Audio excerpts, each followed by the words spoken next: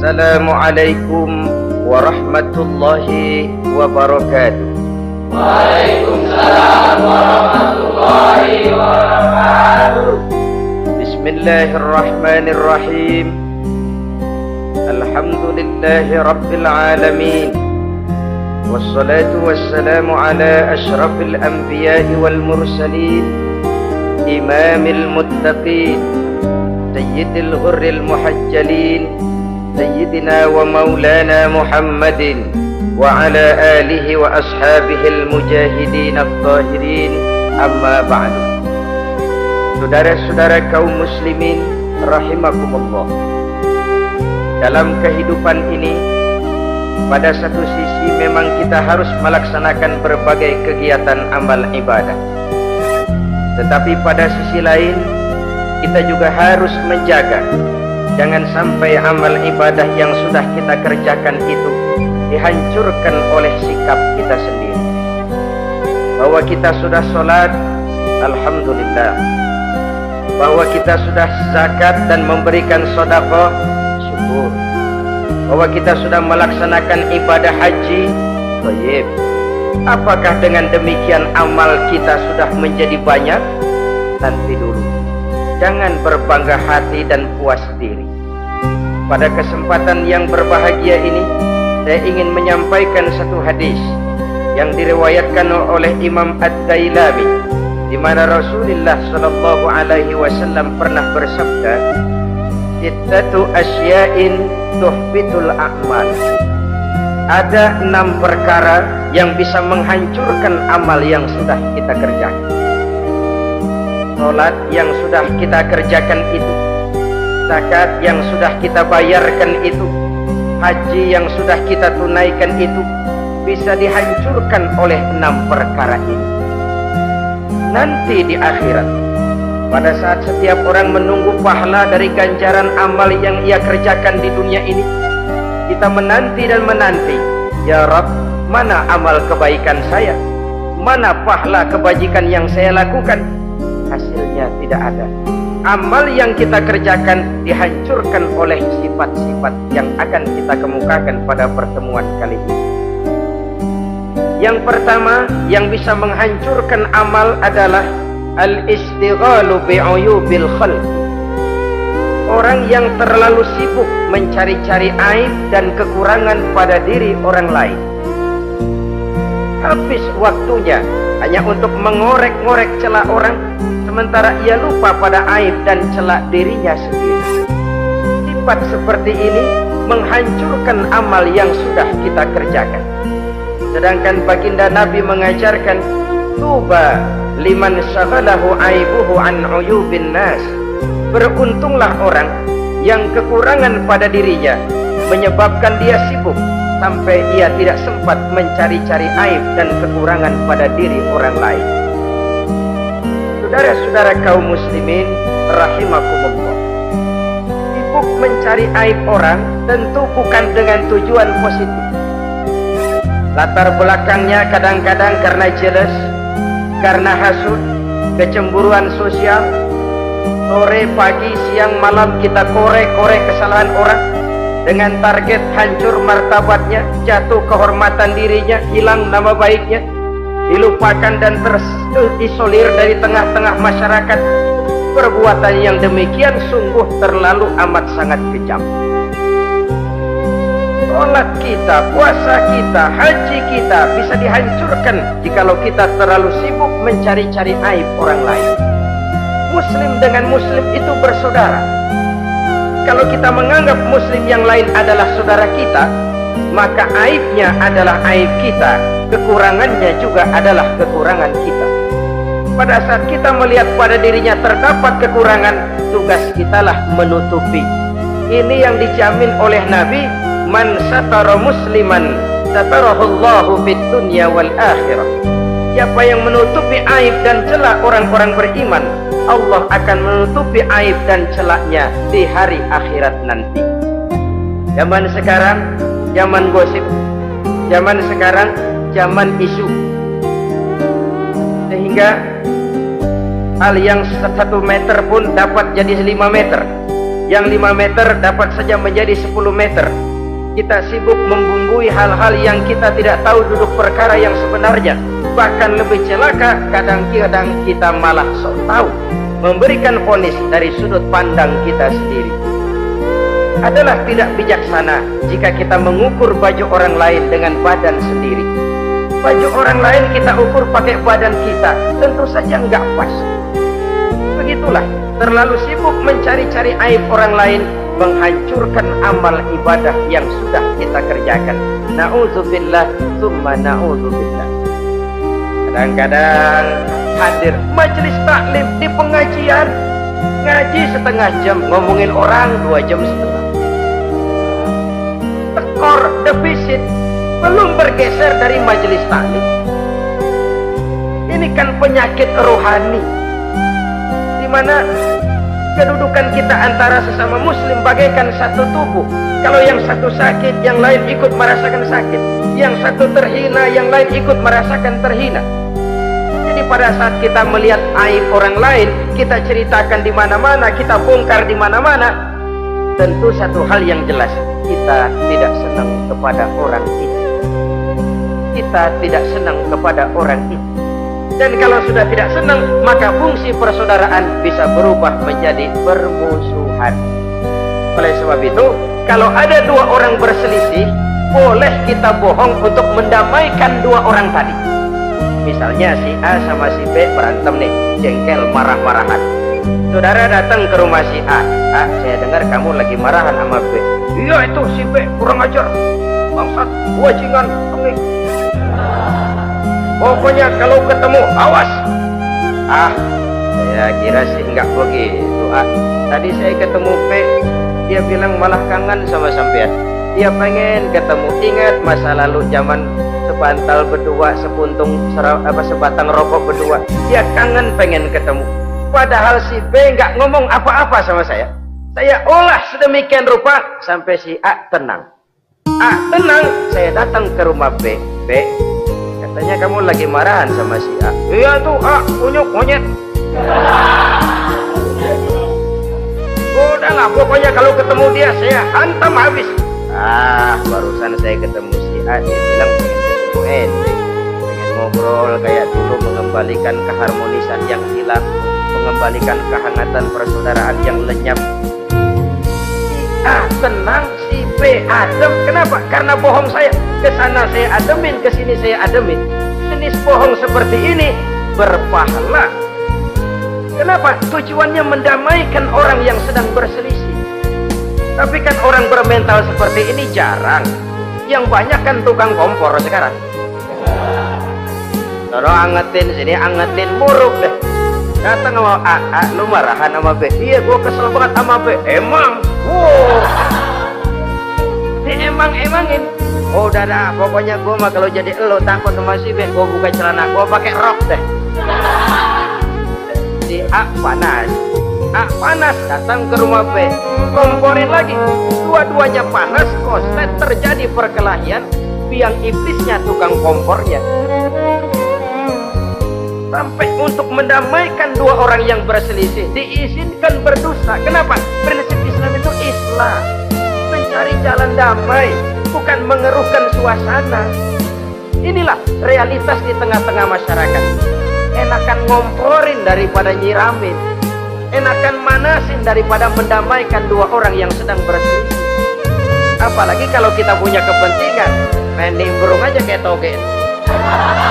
Kagak ngerti urusan, nyampur aja nyampur. Toge kan begitu, toge ada laksa nimbrung, ada gadok-gadok ngikut, ada kredok masuk. Kagak ngerti juntrungan masalah, main nyampur aja nyampur. Ini kan tidak objektif namanya. Nah, mental seperti ini, wah, sholatnya khusyuk, zakat bayar, sedekah iya, tapi kalau suka cari-cari aib orang, jembreng kesalahan orang di mana-mana, sholatnya, puasanya, hajinya bisa dihancurkan oleh mental yang seperti ini. Jangan bangga-bangga, sholat saya sudah banyak, puasa saya hebat, mantap, haji saya tiap tahun mondar-mandir ke Mekah. Tapi kalau mental seperti ini masih ada, waspadalah. Amal yang kita kerjakan bisa hancur oleh mental, sikap mental kita sendiri. Ini yang pertama. yang bisa menghancurkan amal, terlalu sibuk mencari-cari aib orang lain. Satu. Yang kedua, saudara-saudara, wa qaswatul qalbi, orang yang hatinya keras, tidak mempan diberikan nasihat, baik nasihat yang datang dari luar dirinya ataupun nasihat yang datang dari dalam dirinya. Hatinya keras, dikasih muka tembok, kulit badak, kuping kebo. Makhluk apa namanya itu? Wallahu a'lam. Rai gedek. Pantas ya kalau kita lihat sejarah, Islam itu turun di semenanjung Arabia sebagai tes. Masyarakat Arab 14 abad yang lalu dikenal keras, kasar, brutal, primitif dari berbagai aspek kehidupan. Standar kalau di tengah masyarakat yang begitu keras Islam berhasil, masyarakat lain lebih mudah masuk. Rasulullah diutus di Cianjur lalu dakwahnya sukses, saya nggak kagum. Paling-paling datang Nabi ke Cianjur disambut dengan ramah, enggak Rasul. Ayo nama aku maha Rasul, ayo nama itu. Pasti aman, damai, tidak ada cerita perang. Tapi Masya Allah, turun di tengah satu struktur sosial yang keras, kasar, primitif. Menghadapi orang yang hatinya keras seperti ini, apa prinsip kebijaksanaan yang dilaksanakan oleh Rasul dalam menerapkan syariat Islam? Pertama, at-tadrij fit tasyrih. Dalam melaksanakan syariat, prosesnya melalui tahapan. Contoh, jahiliyah dulu itu paling senang sama mabuk.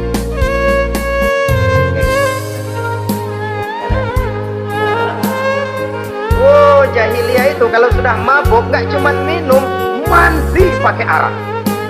Mandi pakai arak. Menghadapi masyarakat yang seperti ini, apa strategi syariat Islam? Mula-mula ayat yang turun, yas'alunaka 'anil khamri wal maisir qul fihima ismun kabirun wa manafi'un linnas. Mereka bertanya kepadamu, hai Muhammad, tentang arak.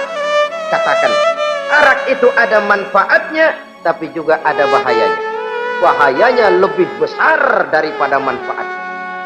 Tidak diharamkan dulu, tidak, cuman dikasih sen. Teler emang enak, melayang ke langit. Cuman ada bahayanya.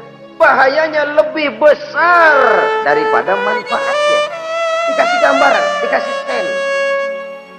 Tidak diharamkan mutlak dulu, tidak, bertahap dikit dulu. Nih, urusannya begini nih. Ada manfaatnya, tapi ada bahayanya. Bahayanya lebih besar daripada manfaat. Rasio berpikir. Setelah tahu bahayanya lebih besar, kan dikit-dikit mulai jauh, mulai ngurangin, jaga jarak. Setelah ada jarak, turun peringatan kedua.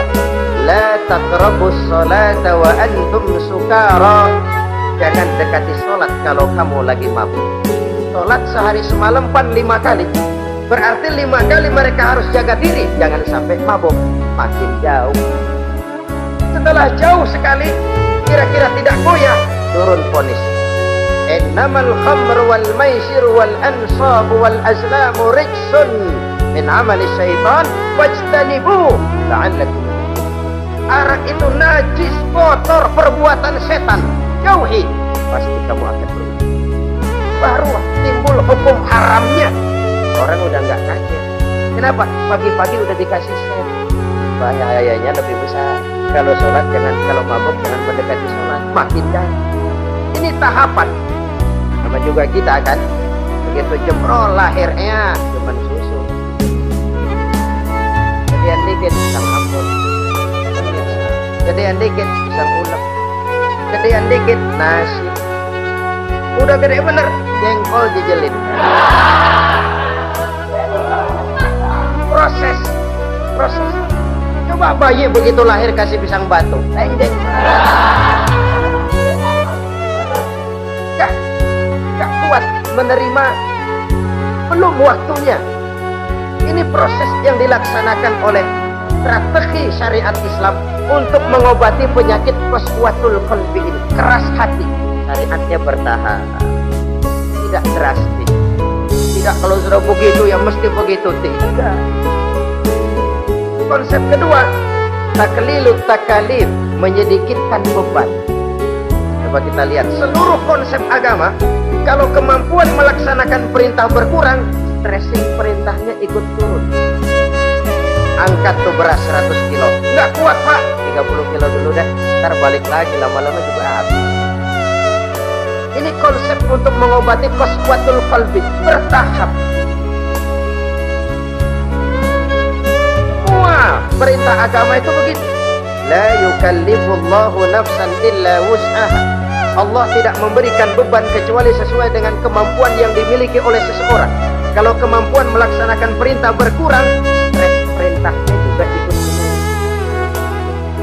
Sholat wajib diri kalau mampu.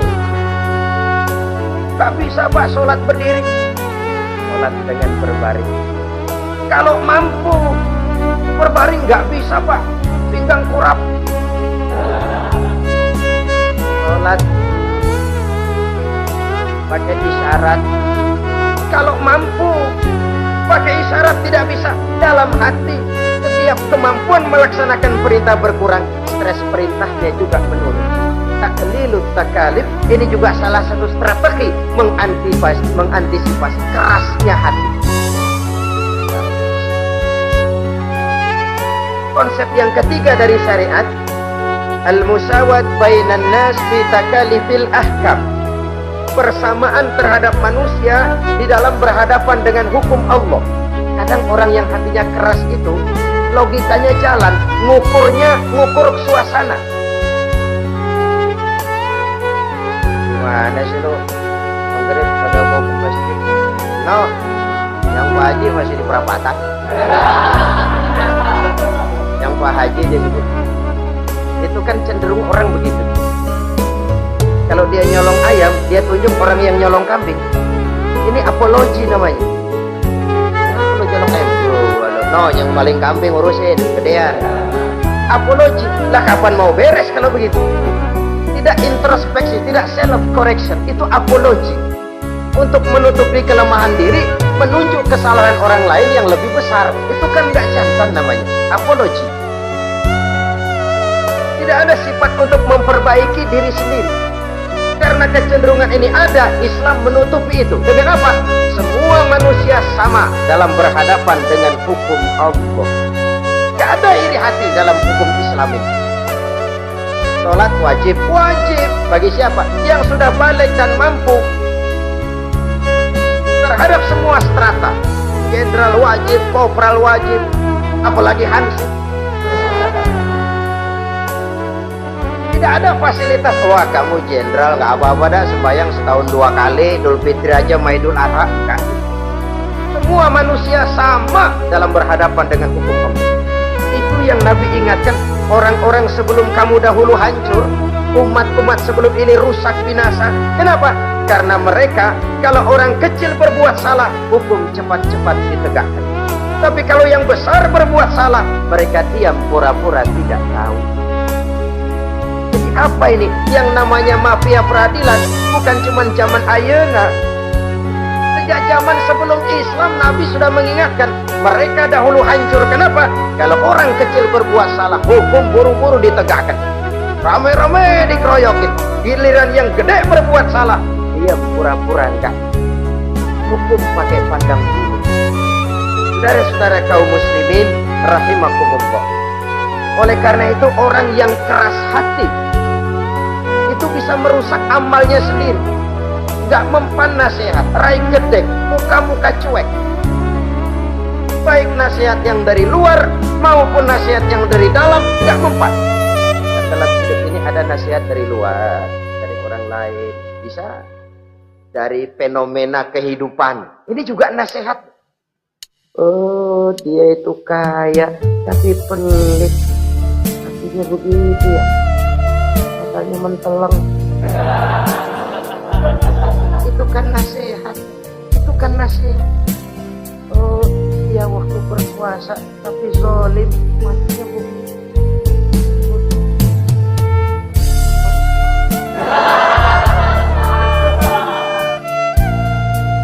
Fenomena kehidupan yang kita lihat, yang kita dengar, yang kita saksikan, itu semuanya bisa nasihat. Unzuru kaifa kana akibatul mukadzibin. Lihat kehidupan ini. Dunia ini kan sebuah sekolahan besar. Semua yang kita lihat, kita saksikan, kita pelajari bisa jadi contoh buat kita. Orang yang bijak yang bisa mengambil hikmah dari manapun datangnya. Baik dari yang baik maupun yang dari yang tidak baik. Saudara-saudara kaum muslimin rahimakumullah, nasihat yang datang dari luar, dari orang atau dari fenomena kehidupan, atau nasihat yang tumbuh dari dalam diri sendiri, perubahan organisme tubuh, itu kan nasihat.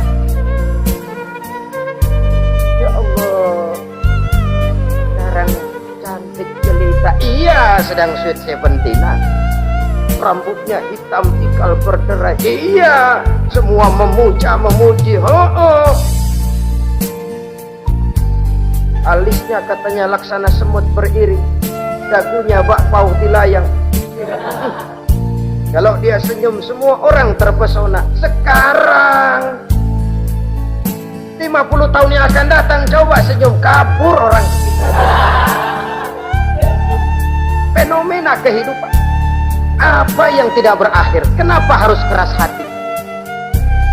Kita kata kita berkuasa, berapa hari kita punya jabatan? Kita kata kita kaya, berapa banyak harta kita? Kita kata kita alim, kita tahu. Apa yang kita tahu dari semesta jagat raya ini? Lalu apa yang tidak berakhir? Korun yang katanya kaya, mati tuh. Fir'aun yang katanya gagah, mati. Napoleon Bonaparte, the Lion of Europe, singa daratan Eropa, mati. Saking mati, mati.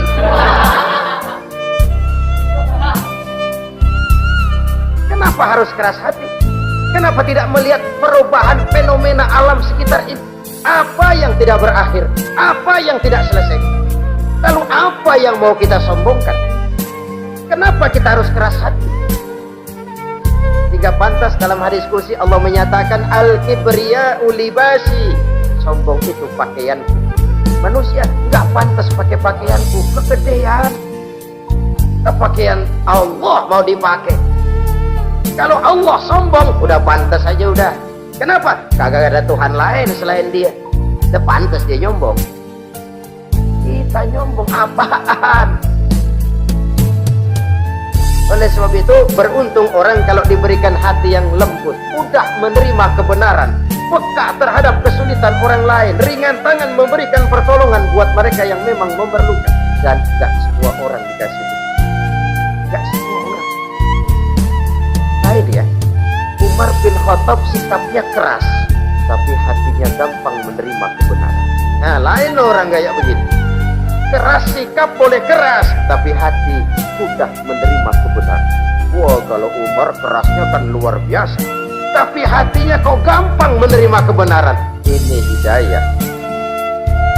Coba lihat waktu berita Rasulullah meninggal dunia, sampaikan oleh para sahabat, Umar jengkel, cabut pedang.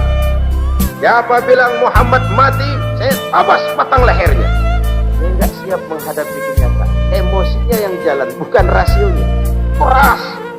Bilang deh Muhammad meninggal, saya tabas patang lehernya. Untung ada Sayyidina Abu Bakar. Beliau tidak bicara langsung, cuma pidato. Ayyuhan nas, man kana ya'budu Muhammadan fa inna Muhammadan qad mata. Wa man kana ya'budu Allah fa inna Allah hayyun la yamut. Hai manusia, siapa yang menyembah Muhammad, Muhammad sudah meninggal. Tapi siapa yang menyembah Allah, Allah maha hidup dan tidak akan pernah mati buat selama-lamanya.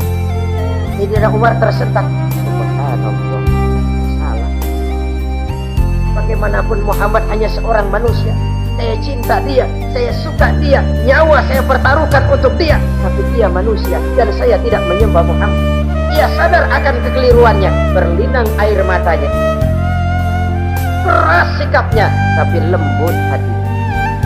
Nah, yang kayak begini, bagus. Sudah sikap keras, hati kerasnya itu tadi. Bukan tembok, kulit buadak, kuping kebo. Diapain aja udah nggak mempan aja udah. Susah yang kayak begini. Saudara-saudara, ma'asyiral muslimin rahimakumullah. Jadi yang kedua yang bisa menghancurkan amal kita, orang yang hatinya keras. Wah. Yang ketiga sekarang, yang bisa menghancurkan amal kita itu wa hubbud dunya. Orang yang terlalu cinta kepada dunia. Nih pakai kalimat terlalu ya. Kalau sekadar cinta kepada dunia, why not? Kita cinta anak dan istri, wajar. Kita cinta harta benda, tentu. Kita cinta sanak famili dan seluruh handai tolan, memang. Kita juga cinta kepada bangsa dan tanah air, itu bagian dari iman, persilahkan. Yang tidak boleh itu kalau sudah pakai kalimat terlalu. Terlalu.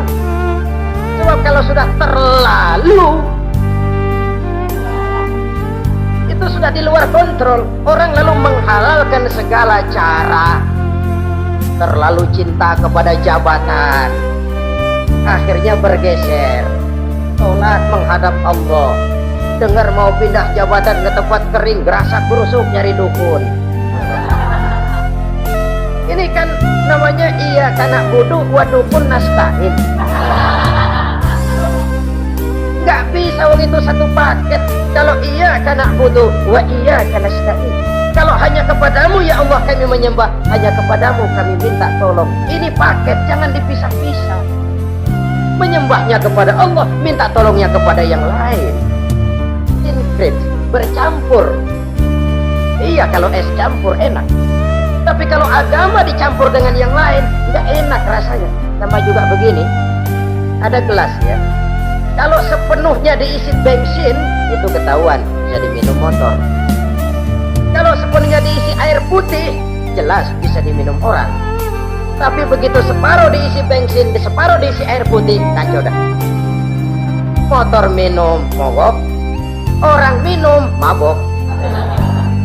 Dijual juga nggak laku. Kenapa? Sinkret. Maka Allah pesan, wala talbisul haqqa bil batil. Jangan kau campur aduk yang hak dengan yang batil. Demikianlah jumpa kita kali ini.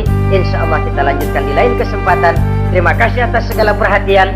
Mohon maaf atas segala kekurangan. Usikum wa nafsi bitaqwallah. Wassalamualaikum warahmatullahi wabarakatuh.